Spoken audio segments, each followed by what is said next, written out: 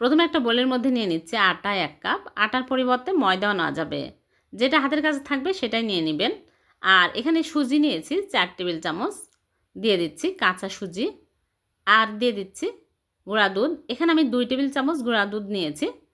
গুঁড়া দুধ দিলে আরও বেশি টেস্টি হবে, খেতে ভালো লাগবে। আর সামান্য লবণ দিয়ে দিলাম।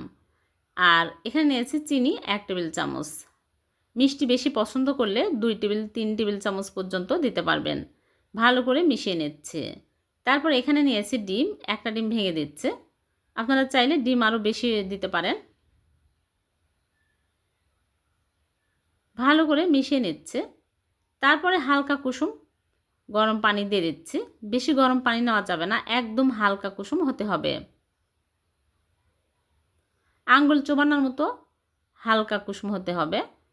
পানির পরিবর্তে আপনারা চাইলে এখানে লিকুইড দুধও দিতে পারবেন, হালকা কুসুম। এখন ভালো করে ফেটে নিচ্ছে। একদম স্মুথ করে ফেটে নিতে হবে যেন লাঞ্চ না থাকে।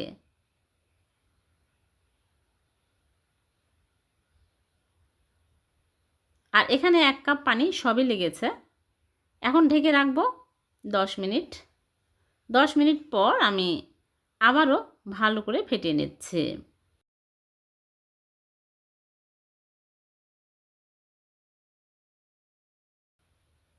তারপরে এখানে নিয়েছি ইনো। এই ইনো ওষুধের দোকানে কিনতে পাওয়া যায়। গ্যাস হলে যে ইনো খায় ওই ইনো। এটা কোনো ক্ষতি হবে না, ভালো, স্বাস্থ্যের জন্য ভালো। এটা 1 প্যাকেটের অর্ধেক দিয়ে দিচ্ছে। দিয়ে ভালো করে মিশিয়ে নিচ্ছি। ইনো যদি হাতের কাছে না থাকে তাহলে বেকিং পাউডার 1 চামচ দিয়ে দিবেন, তবে ইনো দিলেই বেশি ভালো হবে। এখন ভালো করে মিশিয়ে নিচ্ছে। ইনো কিন্তু সব শেষে দিতে হবে, আগে দেওয়া যাবে না। এখন আমি ভেজে নেওয়ার জন্য চুলায় একটা প্যান বসে প্যানটা গরম করে তেল দিয়ে টিস্যু দিয়ে মুছে নিলাম। তারপরে 1 চামচ করে আমি মাঝখানে এরকম করে দিয়ে দিচ্ছি। দেওয়ার পরে দেখবেন একদম জালিদার হয়ে যাচ্ছে আর 1 মিনিটের মধ্যেই হয়ে যাচ্ছে। এইরকম করে আমি যতবারই দেব টিস্যু দিয়ে তেল দিয়ে মুছে নিব। আর 1 চামচ করে দেব। খুব কম সময় হয়ে যায়, বেশি সময় লাগে না। মাত্র 10 মিনিট হাতে সময় থাকলে এই নাস্তা তৈরি করে নেওয়া যায়। আর খেতে হয় অনেক মজার। সকালে ঝটপট এই নাস্তা বানিয়ে চায়ের সাথে খাওয়া যাবে, বাচ্চাদের টিফিনও দেওয়া যাবে। এত কম সময়ে এত মজার নাস্তা তৈরি হয়ে গেল। আপনারা বাড়িতে অবশ্যই ট্রাই করবেন, দেখবেন সবাই অনেক মজা করে খাবে। দেখুন কত সুন্দর হয়েছে নাস্তাগুলো দেখতে, অনেক টেস্টি। মাত্র 1 কাপ আটা আর একটা ডিম থাকলে এই মজার নাস্তা তৈরি করে খাওয়া যাবে।